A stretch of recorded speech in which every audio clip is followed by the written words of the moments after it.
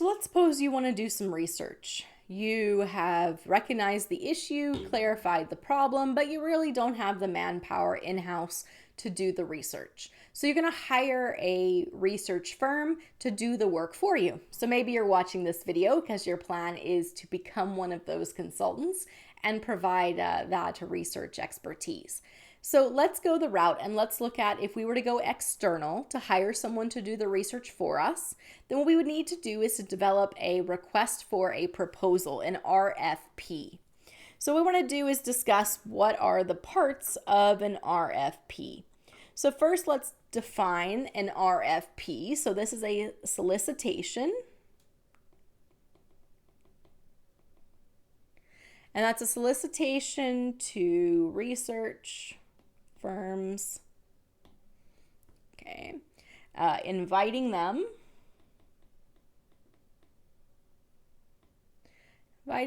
to submit a formal proposal, including a bid. So how much would they charge to do this work? So there are some key components you will find in a RFP, a request for a proposal. This is the company writing up this document. Others who are potential consulting firms, research firms, marketing research firms would respond to it. So an RFP needs to include some of that basic information we talked about previously about that management decision problem and the context around it. So you would provide some background data on why the study is being conducted. Why are you looking for this information? What are you going to do with it? And the scope of the proposal. So remember, scope defines what's in and what's out of the project. And so in the scope of the proposal, we would have that management problem. So remember, the management decision problem is that statement specifying the type of actions required to solve it. Like, how do we increase store traffic? Tends to be very broad. But we would also want to narrow that scope in by then providing potentially some research objectives. So going from that management decision problem, that very more general, how do we increase store traffic, to the more specific research problem. You could include the research problem here if you are saying we need someone specifically to do test marketing for us. So we want the scope to be a research problem where we want to look at adding sales promotions to increase sales revenue and store traffic, and we want someone to investigate the effectiveness of those sales promotions. So those research objectives are outlined there clearly, which then someone looking at this RFP would say, okay, they're looking for a company that has expertise in that test marketing and that causal research design. If you're not quite sure what those research methods should be, then you might be more limited in your scope. Your research objectives might be a bit more on the generic side if you're going to be leaving it up to the company or the bidders to define some of that research for you. But you should be as specific as you want it steered to be. So you need deliverables. What is expected of the company that is being hired? Are you asking them to develop the sampling procedure? Are you expecting them to find the participants, or are you providing that stuff, right? Because remember, when you do external for your research, you can have the companies do part of the process or all of the process. So this is where you are outlining those expectations. What is expected of the company that is being hired? You're going to have evaluation criteria. So for example, if we're doing this in the public sector, we typically have a requirement that we get 3 bids before we choose. And so we need to have an evaluation criteria that is very explicit. How will we choose which of these companies to do our research? Maybe it is one of the criteria is years of experience. Maybe it's experience in a certain type of research like test marketing. So we would outline what is that evaluation criteria for choosing between all the different responses to our RFP. What is the time frame for the study? So when do we want it to start? When do we expect it to be finished? And when are we expecting the proposals? So we're going to send out the RFP to the greater world. When do we need any of the bids, the responses, the proposals to come in? And that's, of course, separate from when we need the project itself to start and end. We might have in our RFP that there's a request for information from the applicant. So we are saying, please provide us with a research proposal. Please provide us with an estimated cost breakdown. Provide us with your experience in this area in general. Please provide us with information about your knowledge of this particular problem or challenge our organization is having. And then please provide references. So your RFP would include a request for all this additional information. So let's actually look at some examples of RFPs. All right, so an example of an RFP. And let's see if I can make this a little bit bigger here. All right, so in this example here, this is an RFP to analyze a telephone survey. So here we can see some background information. The BC labor market is working with the Construction Center Council to develop better understanding of the labor market in BC. So here is what is driving the research project. And then what you can see here is the objective. So the objective here is to have someone administer telephone surveys and analyze the results. So in this case, we're not asking for research or work on the entire research project.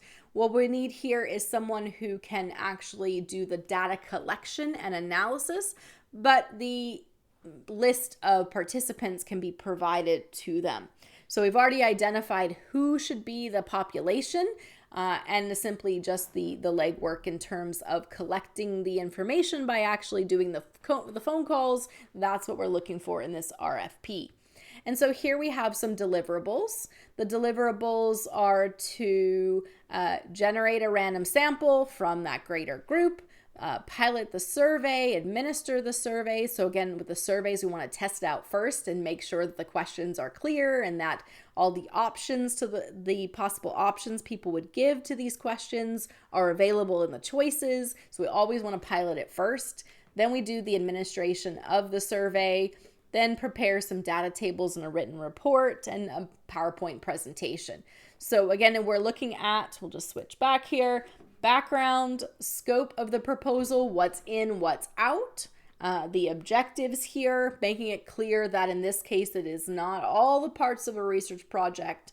The greater population and list is provided. They need to get a random sample from it. And then this one is focused on making the phone calls and summarizing the results. Deliverables, we saw what is expected of the company that is being hired. Here's the timetable. So the RFP is being released. Here's the deadline for the response to the RFP, and then when the project needs to be started and completed. And then, as we said before, we typically have a request for them to provide their costs. So the bidder should submit a quote, and you can specify, is it going to be a fixed price, so a total cost for the whole project, or are they billing by the hour? So you want to be clear in terms of how you expect that funding to happen, because of course the company that's doing the research for you might say, we ran into a challenge, right? We didn't get the response that we expected. People weren't responding to the telephone calls, so it's going to take more time to do this. Is that already built in to the price that you are paying, or are you then going to pay more money in the event that it takes longer or is more challenging? How are you going to decide of the people who respond to your RFP, who gets the actual project? So here we're looking at method, we're looking at their experience, of course we're looking at the budget, so you can specify what you're expecting to see. And then you have an expectation here. What is it else that you want them to provide? So you want them to provide a proposal, their qualifications, so asking for some kind of resume or CV, list of relevant experiences, a price quote, and so on. And so information here about when that proposal must be in. I'll show you some other examples of RFPs. So here, this one is called request for quote instead of request for proposal, but it's really the same thing.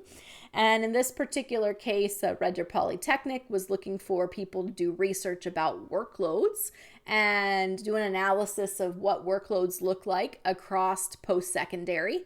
So here, in this case, that's not a survey or interview, but that's going through and collecting information from collective agreements that may be in the form of interviews to get more information.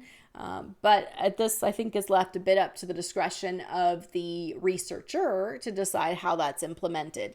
So here we have a request for the proposal and a bit of background here. Here's that timeline in terms of when they must submit their proposal, and then getting into those other components, background about the project itself, deliverables, what are we expecting from this project?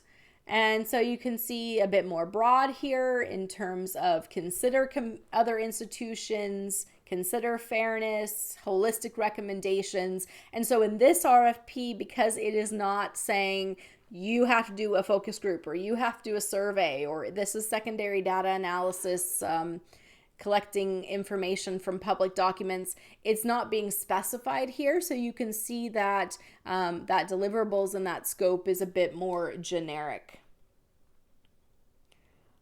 The timeline for the actual project is what you see here. And there's an expectation that there is a presentation, an implementation plan. So this one needs to come with recommendations. Then the RFP may have additional components here. This is what should be in your proposal. So that's kind of like that list we saw at the end. Please include a proposal that contains the following. Here's the criteria for how it will be chosen. And then how to actually submit.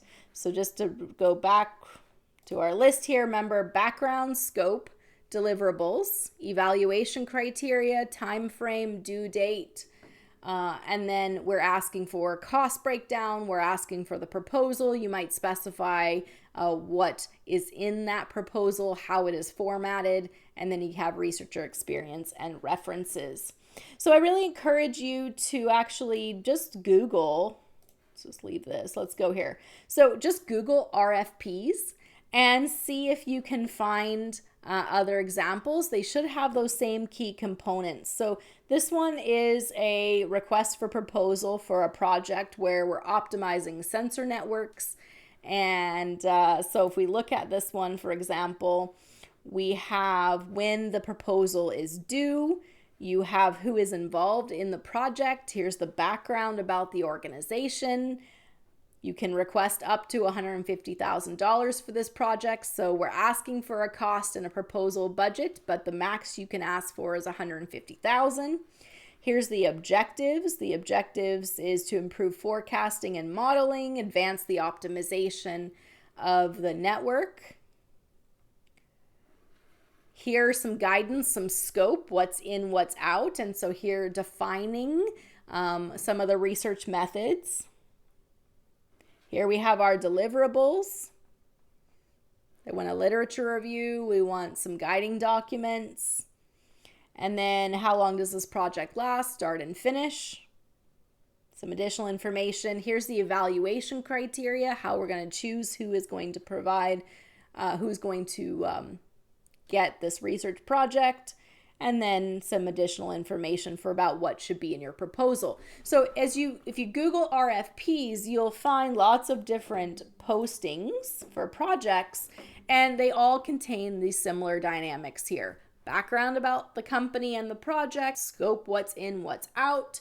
You can specify in terms of how we will know if this research project is successful. So you'll have those research objectives. They might be a bit more broad if you're not deciding on the research design and methods. They'll be very specific if you have what are the deliverables. So what is expected of the company to, or the researcher to do. What is the evaluation criteria? How will you choose between the different proposals that come in? Time frame for receiving proposals, time for the actual project, and then what do you need them to create in their submission? The proposal, the costs, and a list of their experiences. So RFPs tend to have that same general breakdown. Okay, so if you take a look at other ones, can you identify these different components? And then can you create an RFP for a particular project that your organization might be doing, assuming that you were going to hire out to do so?